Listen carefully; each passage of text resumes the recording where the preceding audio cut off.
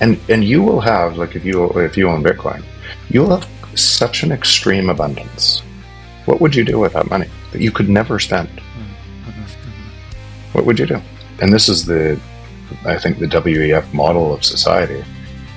We're going to protect the stupid people by making them stupid and printing more money and impoverishing them.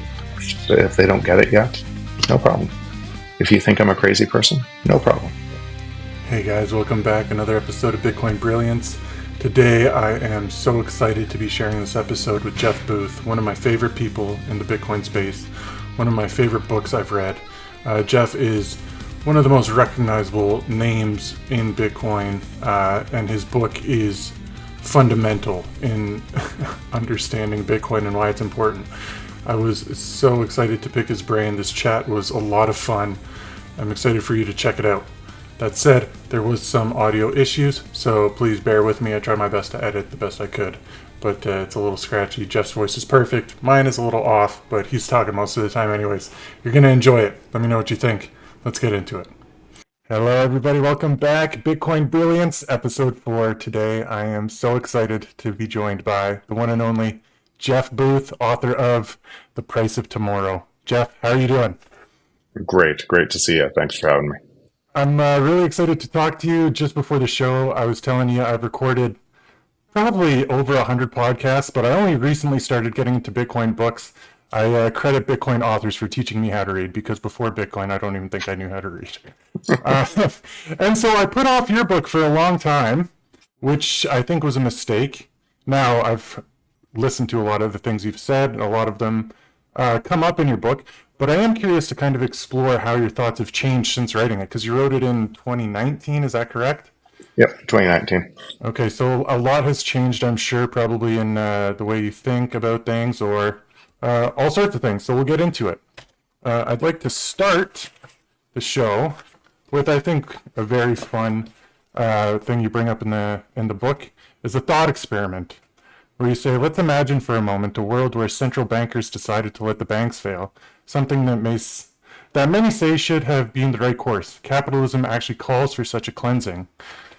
So I'm curious to you, do you feel like Bitcoin is just exposing the failure of the fiat system? Because the banks did fail. They are failing. When you measure anything in Bitcoin, everything's failing around it. So how do you feel about the idea that 2008 happened, they said it was saved, and then 2020 happened, we saved it again. Now here we are, things are seemingly okay, right? But we all know soon enough they're going to collapse.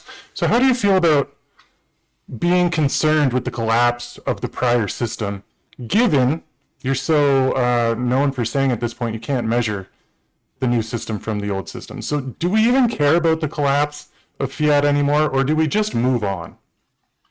So you've spent a lot of time on Bitcoin, podcast reading Bitcoin, so you're deep enough to understand this.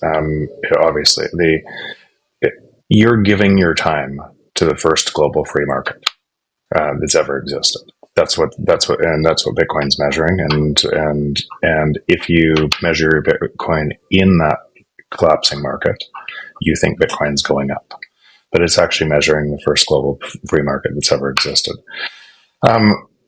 That's so. I don't know, when you say, "Do we care?" I think each person has their own kind of how much do they care. Obviously, you don't want to see your friends hurt. You don't want to see what's happening. But the faster more people move, the faster this changes. And the whole thing is, we create the rules of any world that we live in, and we're in a.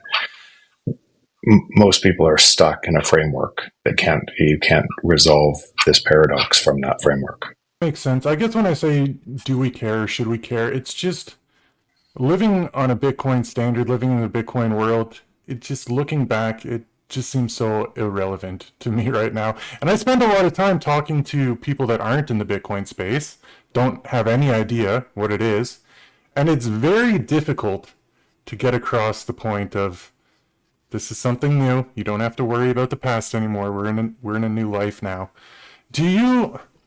One question I have for you You're a very logical thinker. You're very good at the way you explain things. How has it been for you talking to brand new Bitcoin, like brand people brand new to the Bitcoin space, and trying to explain these things, just for your own emotions and ideas? Like, you say things so clearly to a Bitcoiner, but to somebody brand new, it sounds like madness. You know, I was talking to somebody today, and they say you sound like a crazy person. So do you still get that from people saying that you sound like a crazy person? I get way more of the opposite. I get way more. Now, I'm sure people would talk behind my back like that. The and for sure friends have in time, but I actually don't get very much of that. And I think it's just because it doesn't bother me what somebody else thinks. They're allowed to, right? And in fact, that's the way the free market works, and that's the way everything comes into to existence. You have to have different ideas that sound radical to the center to be able to change anything. That's how entrepreneurship works. That's how anything works. That's how we progress as a society. So I guess I'm so aware that in me too, I changed, right? It's not like you all of a sudden you're born with this information and then and I think many Bitcoiners forget how they looked at it the first time too. With that's nothing, and I don't care, or I don't have enough time to deal with it, or I don't. And then once they gain religion on it, and because you do see the world in a totally different way, it imposes a different reality. You see it everywhere, and it touches everything. You get so caught up in being right that you lose the nuance, and actually you end up pushing people more away from it because you have to be right, and that's your ego screaming at you. So I let people, if they don't get it yet, no problem. If you think I'm a crazy person, no problem. That's fair. Yeah, I have to giggle at you saying you get so caught up in being right. And it's not even so. I definitely am guilty of that, which is why I laugh. But it's not even about being right about Bitcoin. It's just about fundamentally understanding the previous monetary system and trying to explain that to people, because this is just factual that it's an inflationary system. And I think that's what creates the cognitive dissonance. Mm, There's and because two statements are both true. One, the natural state of the free market is deflation, and a credit-based system can't allow deflation. So money is loaned into existence. So under those rules, you set up an embedded growth obligation through manipulation of money. In fact, that is the basis for all of the fourth turning, right? Fourth turning talked about essentially all fourth turning mapped over what happened every 80 years or so from this first principle, because we've always lived in the opposite system, and then we go to war to reset it, and kill millions of people all around the world, and then we build holidays around that and say we'll never forget. We start it again, right? But remember, we are part of that action.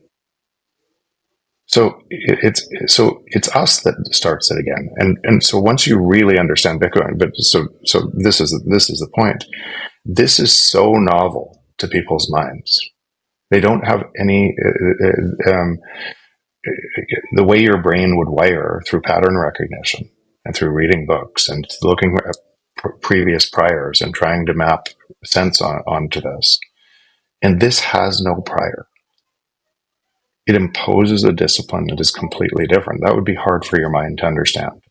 But once you did understand it, and more deeply you understood it, you could look like a crazy person to the people in the middle, right? And they don't understand it yet. yeah, that's fair. I do. I think a lot about that, and I think about how you say it's us a lot, and how we've always gone from one system to the next by destroying the old system, starting a new one, and then destroying that system again. We as Bitcoiners think that Bitcoin is special, new, novel, and that it can't be well, we hope that it can't be co-opted and destroyed. But if it's always us that does this, what keeps you optimistic that humanity won't ruin it again? This is one of my main concerns about I love, Bitcoin. I It's love, just I love that question, and you've probably heard me say over and over and over again: open, decentralized, secure, protocol bounded by energy. All of the words that I just said matter a lot. Each independent word matters, and all linked together. It's a protocol that's completely changes everything, imposes new rules, and through that, you'll see a higher consciousness in the world too. And it'll drive that too, because if you're inside a system that must steal from you for its survival and must drive more fear and more coercion and more control, and you're trying to make more money in that system playing game theory, everyone loses from that system eventually, and you don't really know how much it costs you. It costs you so deeply, and we're not just talking money here. We're talking who we actually are, who we can be, um, and and so. But I constantly say if it stays decentralized and secure, and many people say, is he worried about it staying decentralized and secure? And it's actually exactly the opposite. I say I say that so people do their own work to understand how they are a part of making sure this stays decentralized and secure. So they run their own nodes. So they get involved. So they don't get co-opted by what certainly will try to co-opt them. Certainly will try to press the easy button and hold this in an ETF. Certainly, if it happened like that, and think about that control system, how much power it has over time, is that power it has comes from you, and more and more and more and more people are feeding the beast, and it's driving with more and more AI to monitor all your communications and be able to change your mind by what you click on and don't click on over time. And people are inside that noise all the time. So if people didn't know what I just described, and your podcast and other podcasts do a good job in bringing out sometimes what I think it's really clear for everybody and it's not clear, and it's a soundbite to me, and then you go deeper, so it's clear to more people. And when I say we are Bitcoin, as it becomes clear, you engage, and you're never going back, right? And so you become part of the fight. And then when people say stupid shit that you don't agree with, you fight, right? Your node doesn't even have to fight.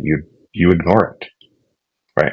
And that free market, and you can see it in the op return core, or the knots core battle today. You can see when anybody tries to gain control and say we know better, what happens? This responds, and it responds. And what is actually happening? It's we, or people are saying, I care about this. Who else cares? And so that's that consensus mechanism that I believe. I think it's virtually impossible to kill Bitcoin. Why?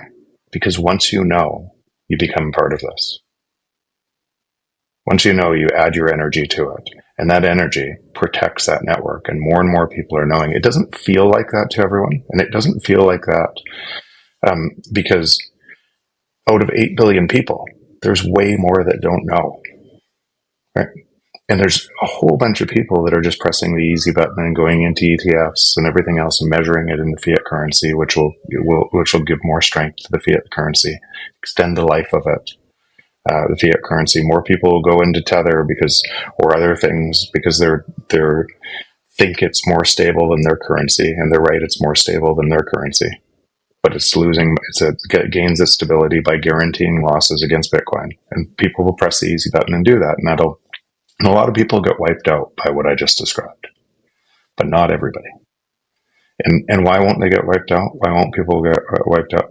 Because they heard us or someone else or Eric Kaysen or somebody else, and a whole bunch of brilliant people who are, and all the builders who are delivering this, and it's infecting people. And when I say infecting, I mean they can't go back. That mind virus is changing them, and they contribute. So, so I think it's inevitable it stays decentralized and secure. I think it's inevitable that everything it prices reprices everything, and I think it's inevitable that we are on the frontiers of a first global free market that's never changing. It's going to be chaotic, ugly on the way through for a lot of people who aren't here. Certain countries are going to try to co-opt it. All different types of things. You have to expect. You have to expect almost the worst out of this, because if it's never existed, if something like this has never existed, and that means we must be part of that puzzle that doesn't allow it, and we would be easily co-opted, but not all of us. Yeah, not all of us. That's the main thing. You said a lot there. I like that you say if Bitcoin stays decentralized and secure, and the reason you're saying that is so that people can come to their own conclusions. I think that's what more people need to understand, because people hear you say that over and over again. It's like, yeah, because I'm just trying to get people to think for themselves. That's the message. It's very So important. just Jeff, just real quick on that, I had a call today from a lawyer, and I had a 3 hour conversation. It was from Goldman Sachs before that, but now is a lawyer in the U.S. She the at a blockchain convention or thing, and I gave my normal thing, and then she's talking about that. We talked about nodes and why the nodes are so critical, and so she called me today to say, listen, I'm going to start contributing to make sure that more people know they need to run a node. And I'm going to start creating content to be able to do that. And I said, that's all it takes. And more people will hear your voice. You'll be recognized over time as a thought leader if the content's great, and you'll touch more people. It's just active participation. Yeah, I know that it's so funny, right? Because it seems like it's such a Ponzi scheme. If we tell a couple people, they tell a couple people, but a network effect is just that's all it is. It's impossible to bury. It's impossible over a long time to bury the truth. Yes. Right. That's why when you think in first principles and you're talking in these there's the cost to deceive is so staggering for the system. And the worse it gets, the more centralized it gets, more people pierce through it. So you can see this happening all around the world. You can see it being that bubble being pierced, more people leaving the matrix. Yeah, no, that's fair. I know. Ultimately, the truth prevails. Hopefully, if we live in a good and just world. I want to actually bring up this next segment of your book that kind of touches on this a little bit. It's on page 174, The Rise of Extremism, which I think we're going through a lot of now. All these factors are at the root of rising extremism globally. It is driven by inequality and loss of hope that come from economic disparities. People do not naturally hate others when they're content or have abundance. They are manipulated into it when they feel discounted or that they have nothing to lose.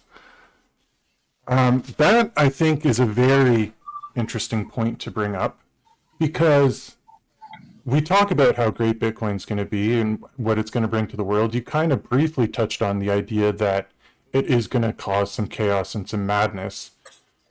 My other major concern, Jeff, with Bitcoin in this transition we're going through is that because of, well, I don't know if it's because of, but I'll assume that it's because of the fiat system, we have raised a society of so many people that are, for lack of a better word, I guess the rude way to say this would be like useless. The nice way to say it would be non-entrepreneurial, maybe.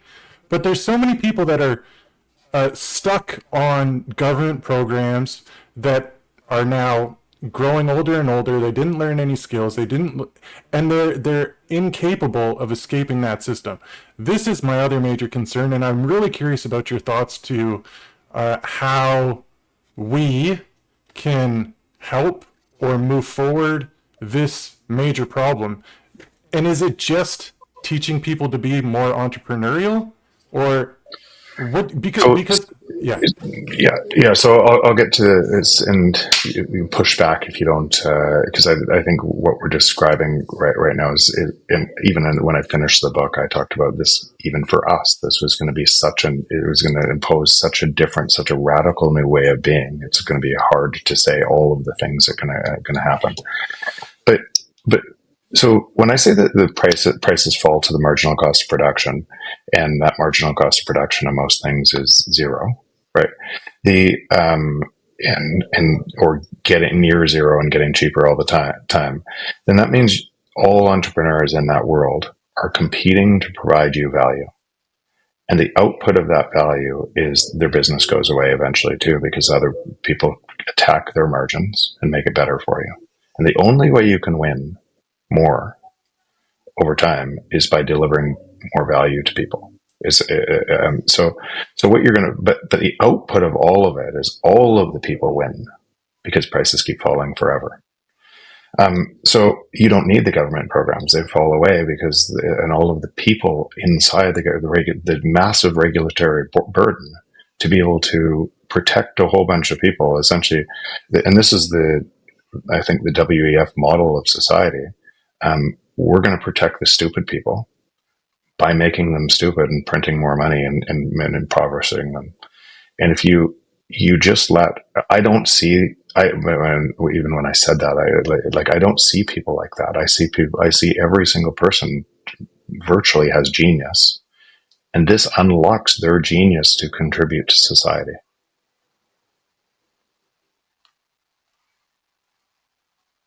yeah. So the only my concern here is that prices fall to the marginal cost of production. It's trending towards zero. It never hits zero. Things will always have a cost if they cost something to make. So when you say that, just I know that framework it has such a hard time with that, and you're talking at the very end of this. But that's why you use a calculator app. Anything digital, right? Is it's zero. AI is zero. Think about the productivity, the cost of AI. You can use all the AI tools right now for free, and they're getting better and better and better and better and better. And you only pay for the edge of the newest one, and then it gets better a week later. Someone else creates an open source one. Now think about all of those things that like 3 years ago, and where that's going to go. Where entrepreneurs are going to take that, and the way the company looked like before, with all the employees doing that work, and there's going to be one person providing you that value, and they can do it for free. And then if they have one person, they're charging a bunch of money. Somebody else is going to just keep competing with them. So it already exists, and and and and so that's the same thing that happened to calculators. You used to buy a Texas Instrument calculator, and that thing cost you money, right? And as the technology embedded into it moved online, digital, and it's just information. It fell to zero. It's going to happen everywhere, and then robots are going to move together with that, and there's going to be a whole bunch of robotics companies trying to extract value. And at first, they'll have margins like Tesla and the like. And then what'll happen? Those robots will be making robots. Prices will fall further and further and further. And you're so. And I think there's two things. Marginal cost per product that'll keep falling and to zero or near zero. Um, and in most things, and anything left that's higher, what do you think the entrepreneurs will attack? Those things. My With all crazy ideas, right? The craziest ideas, and you will have, like, if you own Bitcoin, you'll have such an extreme abundance. What would you do with that money that you could never spend? mm-hmm, mm-hmm. What would you do? I talked about this with Dave Bradley a week or so ago, and I think there's going to be a lot more philanthropy that happens, Totally. and just altruistic people, which will be good, but still, So then, okay, think of that, right? So then the government is just taken away, but it's replaced by philanthropic, is that the word? Philanthropic Philanthropic. people, Yeah. right? So you're still having a group of people that are relying on another higher class, if you will. And I still wonder, Yeah. even in your example of calculators and all the digital things, my main concern is food and shelter. Do you see those things falling to zero as well, and Yeah, how? nearly. So if a robot, so think about and I've said this on many podcasts, so I apologize to people that have heard or hearing it again. Think about just the basic materials in your house, and then compare that in 1918, 1917, you could have a Sears home delivered to your lot in the U.S. for $2,500 delivered. The entire lumber package, roof, doors, windows, plumbing, the works, flooring, the works. Yes, you had to build it yourself, but every single material in that has gotten more efficient to produce. Why is it not $2,500 anymore? So you can see so why isn't it should be 10 or there should be orders of magnitude cheaper for the material package. It's orders of magnitude more expensive. And so that's what I'm describing. And so houses, you could say they will fall not to the marginal cost of production. The goods inside them will, the products that can make up the house, and that those types of items like a house would fall to its utility value. And for 75 years in the U.S., house prices didn't move.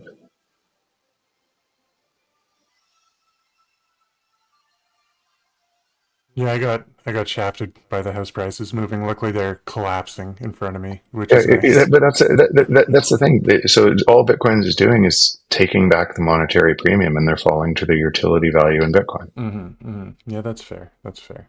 Okay.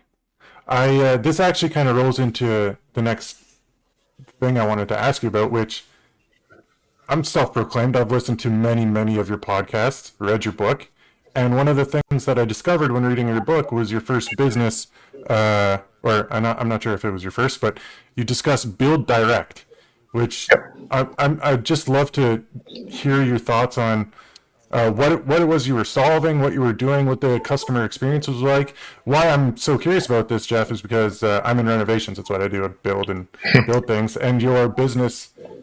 I have no idea what it is or what it did or how it helped the average renovator or contractor. So can you just tell me about it and what lessons you learned from it? sure. I won't go into all the lessons, but I'll go really high level. Um, so so I was a builder previously, and I failed to deliver a house on time. I had to put the family up in a hotel their furniture and storage, and I was really mad. I did everything I could, and in that case, the flooring didn't arrive on time, and it pushed the whole schedule, and everything. And I realized what you do as a builder is mostly manage these problems, because that's what the supply chain looks like, and that's probably what you do in renovation. There's all of these problems, and you're constantly trying to manage to a timeline that is hard to meet because of this. And so that frustration, it led me to, I'm going to solve it. I'm going to solve it with technology. And that first spot we tried to solve, we said, what if we reinvented the supply chain so it didn't go through all of these touches to you? It went directly from production to you. And so to do that, then we started with really large orders, like containers of products from China and all around the world. And to do that, we had to build a logistics system, essentially bin packing algorithms, routing algorithms, the works, so you could get the time and delivery of price like you could get on FedEx for lightweight items, for heavyweight items, wherever they were in the world, directly to your door. And so it took a long time to build that technology through kind of the .com days, 99, 2000, and the blow ups, and we were still pre-revenue. And when we turned it on, everybody said it wouldn't work. In the first month, we did one container, and we charged in advance. So everybody had to pay. People had to pay in advance. The world said nobody's going to pay in advance, and I said, and our thesis was, if we give them a big enough deal, they will. And so I remember that talking to that first buyer, and it said he kept calling because this is on the back of the .com collapse and everything else. And he said, "Are you still in business?" Every his friend says, "I'm insane to be able to do this." When the product arrived, um, like when we said it would, what we said it would, what the and like probably 5% of the cost he was paying for it, he told everyone. And so our business exploded. It went like 14,000 in that first month to finish the year with over $1 million in sales. The next year, 14 million in sales. The next year, 28 million in sales. And we didn't need capital because it was all paid for in advance. And so we were essentially using the shipping rails that we'd invented, this bin packing routing technology, as rolling or floating warehouses. And so we iterated that many times. The 2008 crisis, when credit dried up, our business went in less than half in a moment's notice. So I won't get into it now, but the insight of our logistics gave us a way to actually predict inventory anywhere in the North America and Canada, but and forward load warehouses to predictions that were always true. And so that's what we built, and it was a wild ride. I learned a lot about myself. So many mistakes, can't tell you, but you learn a lot when you hit a wall, or you keep hitting a wall. Eventually, you learn. Yeah, tackling the problem of time delays on construction projects is quite a heavy problem to try and solve. That's wild you were able to do it for the time that you were. So, how did it inevitably come to an end? Why did you stop? Is So it still running, yeah, or what? it's still running, but it's nothing like it was. It's Okay. we were probably one of the first. We did some of the AI models prior to AI being a thing. We were really advanced in this, and I put so a challenge that here's a short answer. I should have sold that company and created a new one. But when you're successful in iterating and creating like these massive waves of growth, so the company was worth about $500 million, and I don't think I had a strong enough board, but it's my fault in the end. I had to all of the people doing the job through the technology were then feeding the data to manufacturers, and the manufacturers were making decisions, and and and then what would happen is, let's just say a piece of data, a feedback score on one of the products, changed from a 5 out of 5 to a 3 out of 5. That would change the demand formula in real time. And that signal going through our people and then manufacturers who were biasing the signal was costing the business a ton of money. It was so we were the same problem I was trying to solve. I couldn't solve through people like that. So I had to re-architect the entire, or we had to re-architect the entire system to allow manufacturers to see and their systems to operate this in real time. And to flag all of these alerts and inventory alerts and prediction markets to them. And so you're essentially rebuilding the rocket ship while you're flying the airplane.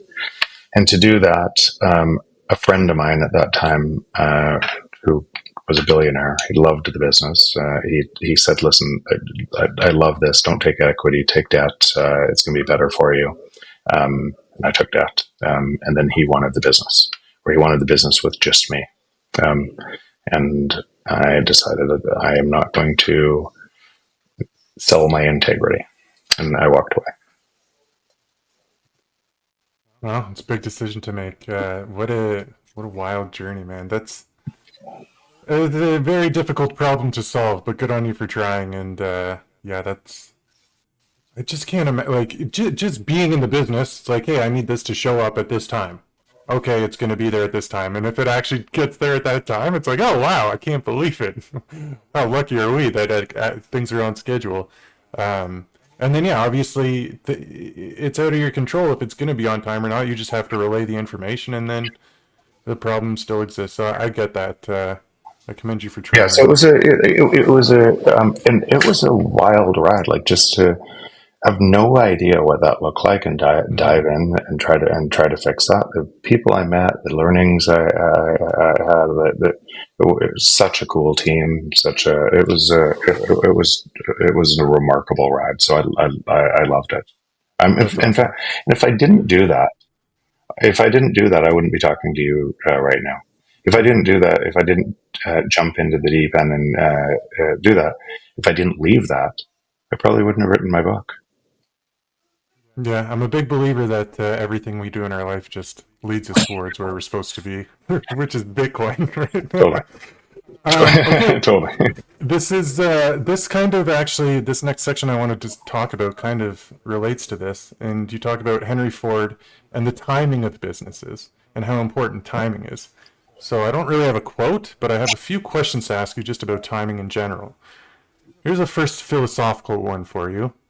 Do you think Bitcoin came to the world at the perfect time, or was any time the perfect time for Bitcoin? Both. Both. I don't think it could have come before. I think all of the, if you think about all of the iterations and all the mistakes and all the tries to be able to, to discover Bitcoin, it took all of the failures to be able to get here too. So I think it both it came at the perfect time, and I don't think it could have been done before. Okay, that's fair. I also okay. So with that, can we talk about Fetty a little bit?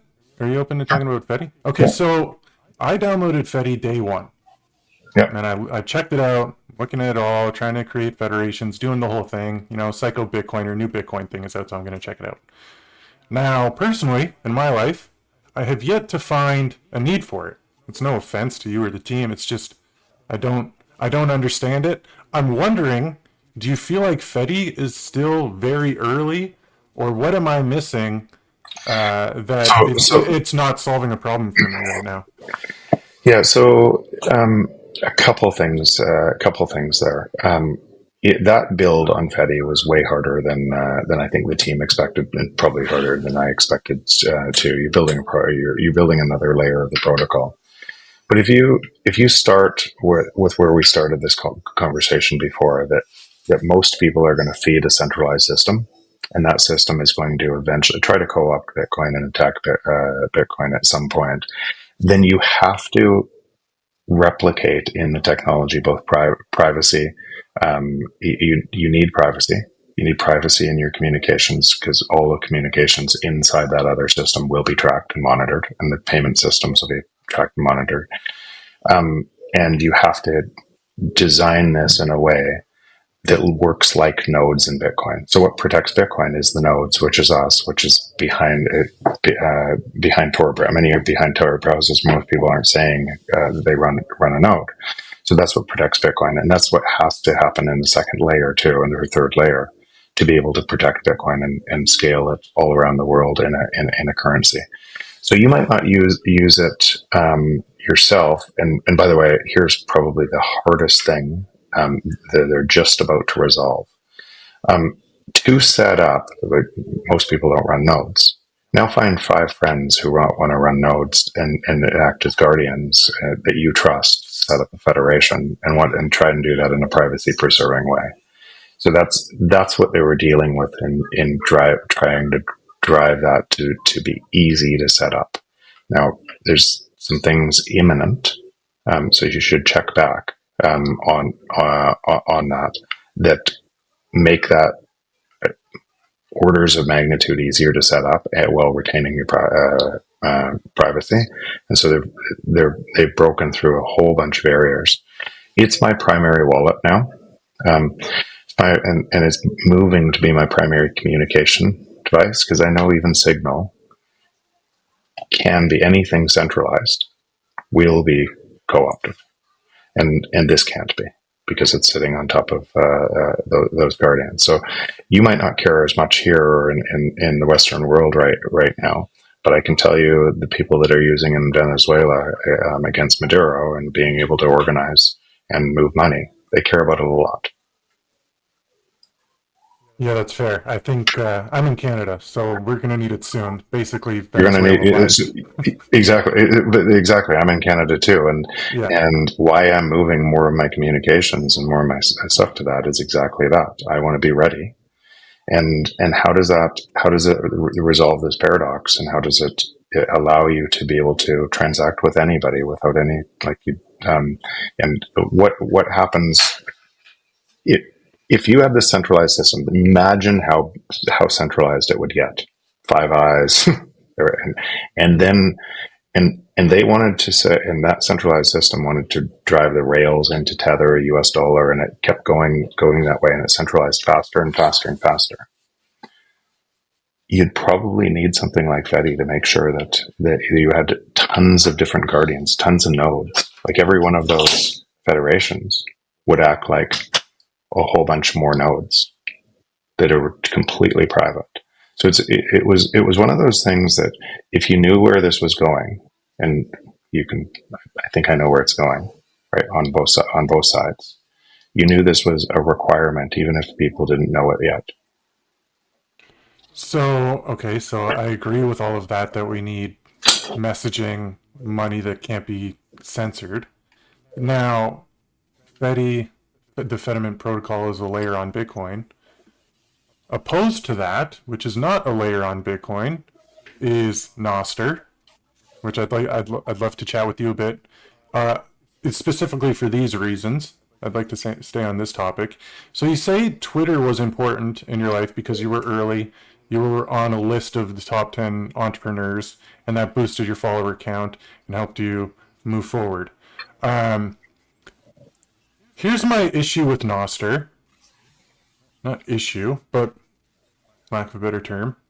So Bitcoin mattered to me, and I understood that I need to get in now because the rest of the world is going to catch on, and I'm going to benefit greater if I get in earlier, simply because I can work less for more sats, which is nice. Yeah. And more people are going to understand that eventually.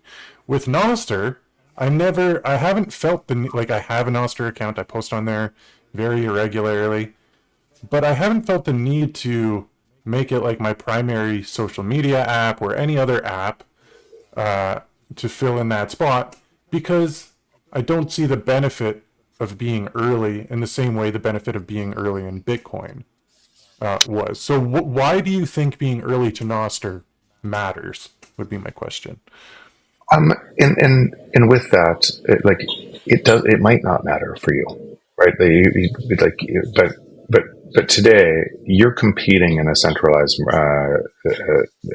algorithm for views. If you're trying, let's say this podcast, wherever you're posting it, if you're posting it on YouTube or linked to Twitter and everything else, you're competing with a whole bunch of other people inside that centralized view, and that algorithm is the whim of an owner who could change that and say, I don't like your podcast anymore. So you're at risk. In Nostr, you're not at risk. And so all of your content and all of your is there forever, and your followers come with you. You're at so they're at the protocol level, not at the client level. So if you're building stuff there, it's persistent forever. So whether you want the marketing of it, but I'll tell you this: I get way more engagement on Nostr. What do I have? About I think 150,000, 160,000 followers on Nostr now. Get way more engagement than I got on Twitter with 375,000 followers. That's cool. Yeah, I mean, if engagement is what you're going for, I've gone back and forth, Jeff, on what I want this podcast to be. Like when I started it, it was just I need to talk about Bitcoin, but Yeah. there is something about getting the message to more and more people. I'm just curious. Yeah. And let's just pick on like whether you not want it or not. If you're doing the podcast, you probably want people to it to matter to somebody, right?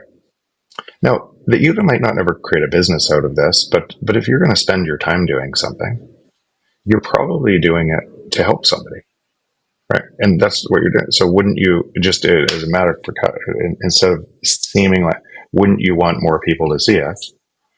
And wouldn't you want it not to be subject to centralization being able to take down? There's the same risk that we just talked about, the same risk on Bitcoin from that centralized system. You know for sure YouTube's taken down videos to talk about this, or certainly made them have less views.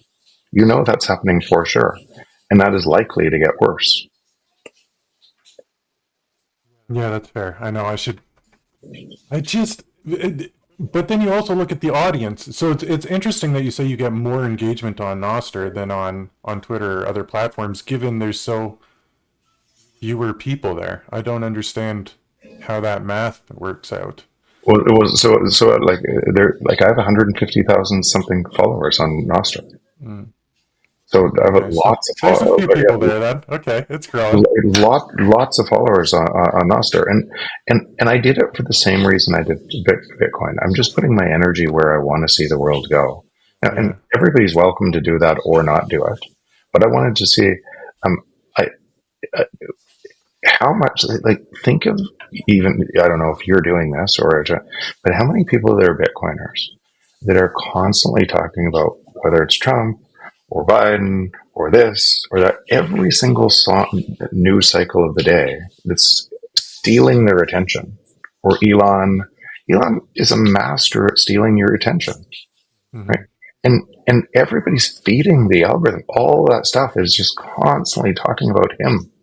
You could just move away. Yeah. And you just want to if you're going to be on social media apps or looking at the news, you want it to be what you want it to be. I'm just a big proponent of muting and blocking like a maniac. If I see something I don't like, muted, blocked, see ya.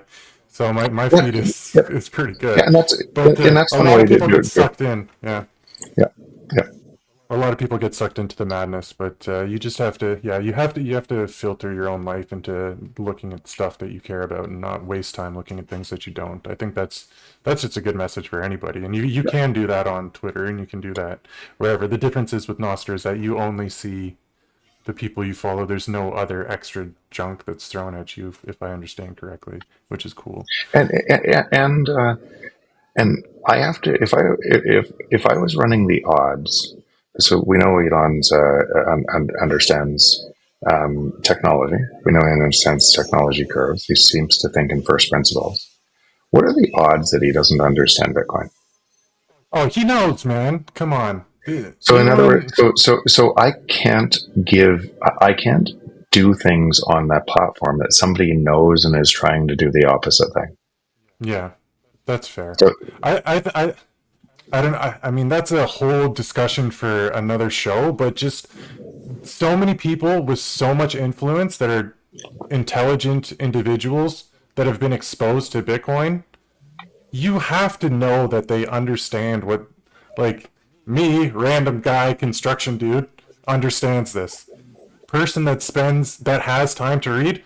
There's so many people out there that know Bitcoin that aren't spreading the message, and that's a whole nother.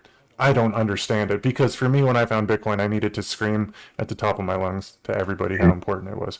But yeah, let's mind you, if screw. and that's why I say I can't guarantee what I just said. I would suspect that, and the because he also created PayPal, so he has to know Yeah, how money works and the financial architecture works. and he's Now, fundamentally aware of how broken the system is now that he's done what he's done in the past half a year, whatever he was doing with the yeah, it's Doge unfixable, but thing. Yeah, from the system, it gets a bit. But he is the most fiat wealthy mm. of all the fiat overlords. Of course, like the system benefits him. Yeah, that's true too. So, but Yeah, man. I don't want to talk about Elon too much longer, but it's like if you have the most fiat money, then you can have the most Bitcoin. If you understand what we're doing here, right? So it's like, what are you doing? And Just again, we don't need to we don't need to care or yeah, anything else because we're building something totally yeah, different, and it doesn't matter. It really doesn't matter. It's just when you say when you ask me my personal reason for mm, moving my time off of that platform to something that I'm in control of. That's my hmm. personal reason. I don't Okay, expect anyone else to do what they don't want to do, but that's my personal reason. okay, that's fair. No, that's a great answer. I completely understand that. Okay, I want to discuss. Well, lots more I want to discuss, but let's touch on this point. This is a little controversial, and I'm very curious about your answer to this because I haven't heard you discuss this in a while. You have a section on the future of energy, wherein you discuss um, global warming, particularly human caused global warming due to the use of fossil fuel energy. Now, being in Bitcoin, being a fan of Safedine, I've listened to his arguments. I used to be a big believer in global warming and humanity's destroying the climate and all these things. I've since shifted that mentality. I like Safedine's arguments. Um, and I'm curious if your mind has been changed in the last 5 years on that idea. And then on top of that question, I'm also curious if, again, humanity is just, if you believe humanity is just going to find the energy sources that are the most abundant, most economical, and most dense, regardless. So, if whether or not you believe fossil fuels are causing the end of the world, we're going to move on to better technologies. Now, you discuss solar, but we've seen this uprising, not uprising, but more conversation about nuclear energy. So So you I wish cancel I, all those, but yeah, yeah, yeah. So sure. I'll try to take a step. I'll just say I wish I actually did more on the energy chapter of that book. I should have covered nuclear, and it was and and if you tie it into um, what we're talking about now on Bitcoin, essentially a year after, 6 months after I wrote the book, I and there's a tweet that I put out to Elon, Bill Gates, Al Gore, the works. And actually, I had this conversation with Al Gore, and he just essentially in person, and I said, "How is it possible to solve climate change if you believe in climate change from a system that requires unlimited print or more and more printing on like a forever growth model on manipulated money?" And so instead of saying climate change, say environmental degradation is caused by the same system that they're perpetuating to save with printing more money. So it's exactly the opposite. You can't solve that problem from that. So the if there's one area of the book that I wish I had gone a little deeper on, it's that area of the book for the same reason. So I'm not going to say climate change is a scam. Is hard, and the reason I won't go that far, although I'm leaning in the same direction as you and leaning there. The reason I won't go that far is you end up to those people who totally believe it. You end up doing more injustice to your cause. Why do you think it's injustice? If we just, if, Because they can't see from there. They can't see that the money is the root of it. If you ask them a question instead, okay, if you believe this, and we don't know, right? So you can't say for sure. I can't say for sure on either. I've read both cases and tons on both cases, right? So I can tell you but I can't for unequivocally say for sure it looks like this. So, so instead, I say, okay, tell me how you resolve your problem from a system that you have to steal the productivity that should flow to everyone to keep them on a mouse wheel to climb higher prices forever. So everyone has to work harder. Everyone needs two cars. Everyone needs to protect their money in more houses. And you're literally trying to pave over the world from a broken money system. And I find that instead of battling on something that I have strong opinions on one side or another, and I can't, and you could take all the scientific research on your side and show it as evidence, and they'll have a laundry list of a whole bunch of scientific research on their side. And so fighting that battle seems ludicrous, right? When it actually doesn't really matter if they come over to Bitcoin, they solve the problem. Yeah. Ultimately, I know it's ultimately it just comes back to the money, and ultimately, if you fix the money, these Totally. problems All tend these to. problems they are It's imaginary problems. They go away. They go away. And why does energy look like it does? In fact, potentially, why does nuclear? Why didn't that advance? Because energy needed to be centralized, and you had power over energy through oil, and your war machine created it. So you would stop advancing things that were a risk to your power structure. Is what I think, and that's why and that's why those things were regulated. That's why those things were regulated essentially out of existence, because it changed the power structure. Yeah, I know. And so if it can be co-opted, if it can be taken down, it will be. Luckily, Bitcoin can't be, and so it's going to be a lot better world with Bitcoin. They're not going to be able to do that. But yeah, when you dive into those rabbit holes, you get into a lot deeper things about how centrally controlled a lot of the world is, given the energy systems and all that stuff. But I guess that's another topic for another day. I want to touch on one last thing, and then I have just two fun questions for you. Um, this actually isn't about the book, but I want to discuss Ego Death Capital, and talked a little bit about philanthropy earlier. But so I've been having this internal debate with myself. So when I found Bitcoin, I had never invested in anything. I never had owned a stock. I barely saved. I had done nothing. Found Bitcoin. I was like, oh, I made a lot of mistakes. I better start doing this. And then, and so I started saving in Bitcoin. Still to this day, I've only ever bought Bitcoin. I don't buy stocks. I don't buy anything. Right. Um, so Ego Death Capital, being a bit, I'll try and narrow my question down here. Sorry, I tend to ramble sometimes. Being a Bitcoiner, as you By the are, way, it's in the name. I'm kind of a rambler. I get it. I know, right? That's the other thing I wanted to say. Oh my goodness. There's a lot of good Jeffs in Bitcoin. I think we can band together and take down the Council of Bens if we pull Yeah, together a love few more guys to take it. them Love down. But that we'll discuss that off air. Okay. Sorry, where was I going with this? So, Ego Death Capital, the idea of investing in companies, whether it's Bitcoin companies or whatever else you're investing in, you're going to clients asking for money so that you can invest in other things. Sorry if I'm completely destroying how this works.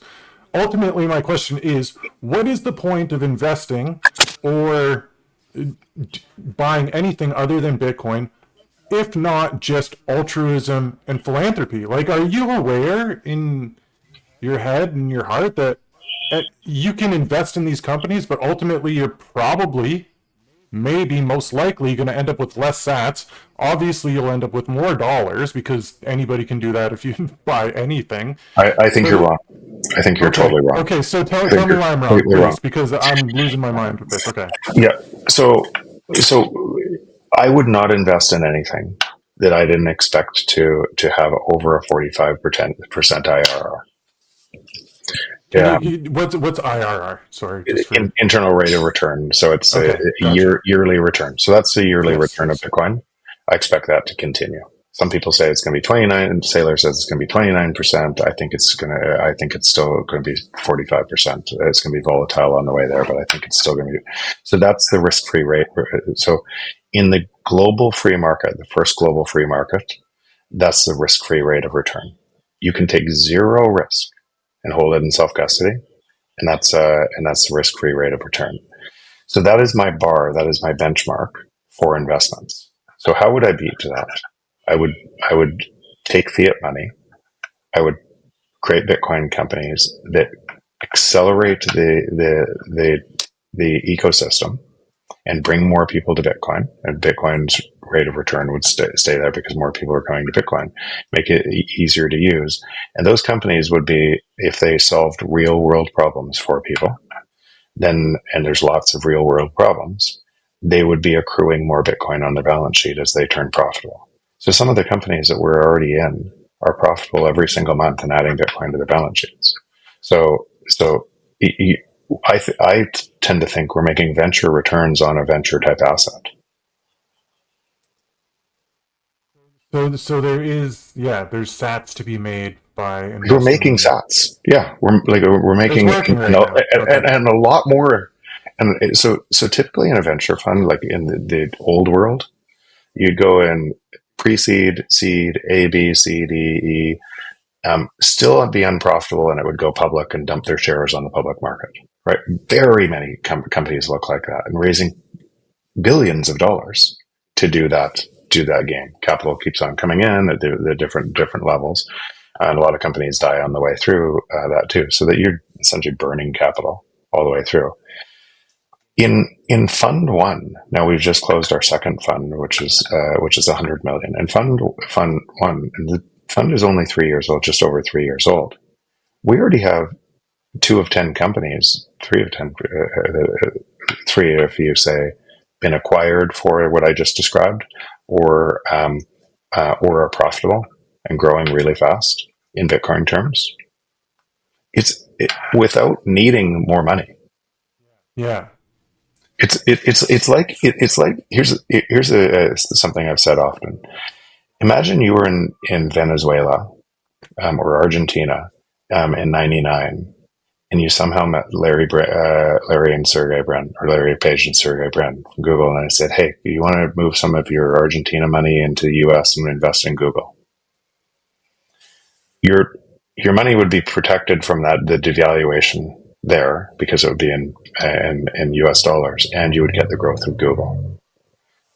Here's what I think: everybody lives in Argentina; they just don't know it. Mm, We live in Bitcoin, okay.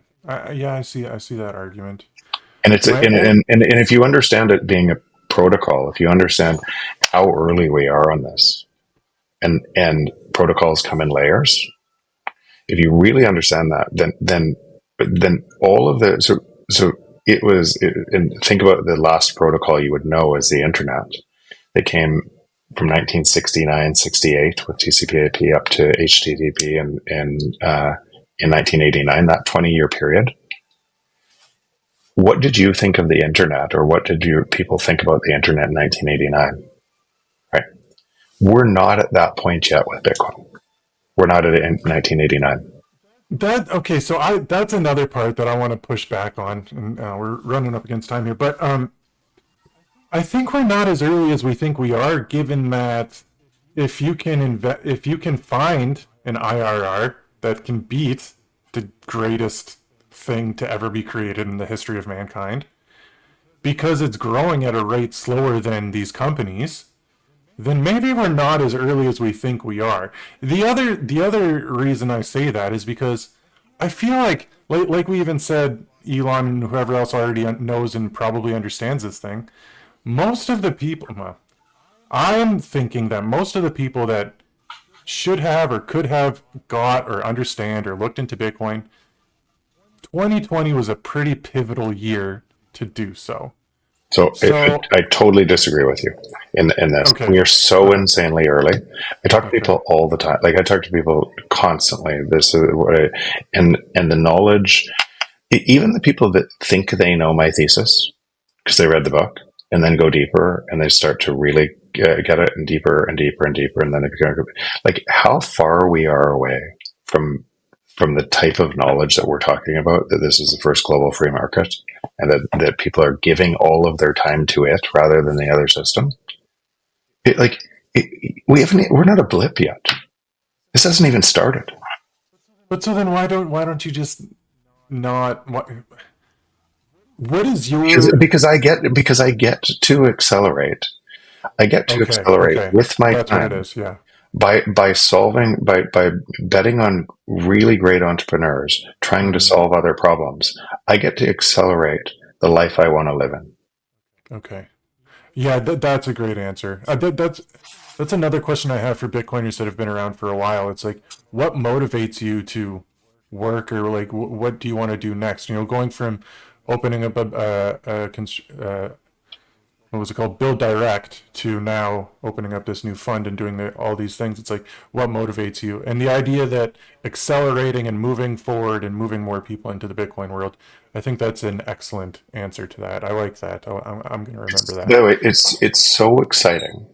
I actually cannot believe it's a gift. I can't believe I get to do it. Mm-hmm. It's so the things I'm good at, right, is actually seeing kind of the future. I've always been pretty good at that, seeing what's going to happen, thinking first principles, systems thinking. And probably why I went into business, why I went into being an entrepreneur, because I wasn't afraid of going after something that everybody else disagreed with. If I did my work and thought there was a plausible path, I'd jump. And so then I see that in other people and all the mistakes I made. And I can save those people from making those mistakes or help them avoid some of those from because I've made them myself. So I know what it looks like. And so when you get to spend that time in the industry you absolutely love, that is the bedrock of a new global system, a global free market system, and all of those entrepreneurs are actually taking the same bets to provide more value to people. And if they provide way more value to people, Bitcoin grows faster, Mm-hmm. and they do. I can't believe I get to do that. It's Yeah, privileged. that's fair. I so my own little way of doing it is for my little construction business I have. I've got some business cards that I whipped up and simply just says Bitcoin accepted or preferred, right? It's Yep, like, and then my business grows very simply, and then totally. Bitcoin grows. Yep. It's on a much smaller scale than raising a fund for $100 million, but hey, man, we all got our own part to play in this little We're system. all nodes. It all matters. Absolutely. Okay, two really quick questions, and then I'll let you go. One just basic question I ask everybody is: can you just tell me a book that you've read either recently or that springs up to mind, Bitcoin or not Bitcoin related, something to recommend that I read? I'd love to hear what is at the top of your mind, or favorite book, just any book. I'll just give you a bit. So I always turn a blank when this happens because I read so Okay. many books. And but Yeah. power versus force. Okay, I haven't heard of that. Power versus. Can you give me a brief little what it's about? Uh, uh, David Hawkins and kind of the um, ultimately about consciousness, Okay. but energy, our energy, and where that goes, and which is stronger. How lots of ties to what we're doing in Bitcoin. Okay, right on. I will check that out. Second question. I asked the audience for some questions, and I used to have a co-host on this podcast, and he asked me. I said, what are some questions I could ask for Jeff Booth that haven't been asked on other podcasts?" And so he hit me with a really interesting one. He said, "What's the best sandwich?" I love that. Bacon tomato. How about that? Okay, yeah, dude, that's good. I'm all in for that. Okay, and oh, third last question. Any plans on writing another book? Hmm. I I've started. I don't know if I'll finish or not. Okay. I with the first book, it was something I felt compelled. I didn't want to write it either. I felt Mm-hmm. compelled to. I almost had to, and I hated the process in doing it. The so I'll never say never. I would say decent probability. Okay, cool, man. People like your books. You should write. So you're saying you didn't really enjoy writing? That was another question. Is what did you learn while through the writing process that's Yeah, surprised writing you? a book for anybody who's yeah yeah it clarify. Oh, sorry, it cut out a bit. It clarifies your thoughts as you're writing, Mm-hmm. and it's helpful just to go through. But it is a pain. It's a complete pain to do it. It's fair, man. I know. I've tried I've never written before, and I just sat down at the beginning of the year. It's like I got to write something too, and I've just puked all my thoughts about Bitcoin and everything out on the computer. It's been fun, but to try and refine all that, it's very difficult. There's so much that our brain says to us, and then you try and speak it to other people, and it just doesn't work the same way. But we try our best. Anyways, Jeff, I'd love to thank you so much for coming on the show. Anybody listening, price of tomorrow, why deflation is the key to an abundant future. Highly recommend to anybody that's brand new to Bitcoin or anybody that's been here for a while. It's just an and oh man, we didn't even discuss on how you had been talking about AI in 2019 before anybody was like that. That was wild for me to read too. You're like talking about AI, and you met Mark Carney, and he was talking about AI. I'm like, man, there's so much to discuss. But definitely, if you're listening to this, highly recommend reading Jeff's book. Jeff, I'll just open the floor. If there's anywhere you want, anywhere you can show all your stuff, I guess. I don't know if my listeners have the capital to invest in ego death, but Yeah, maybe no, they no, it's do. okay. Just be careful. I say just be careful out there. There's too many scammers. So I will list my npub on nostr on my website jeffbooth.ca, and if I ever change it, I'll change it there. So so don't follow. There's just I'm not on Instagram. I'm not on Facebook, and I'm not on Twitter anymore. And there's a lot of imposters trying to take your money. So be careful out there. That's a great message. Yeah, that's can't be said enough. All right, with that, everybody, thank you so much for tuning in to another episode of Bitcoin Brilliance. We'll be back in.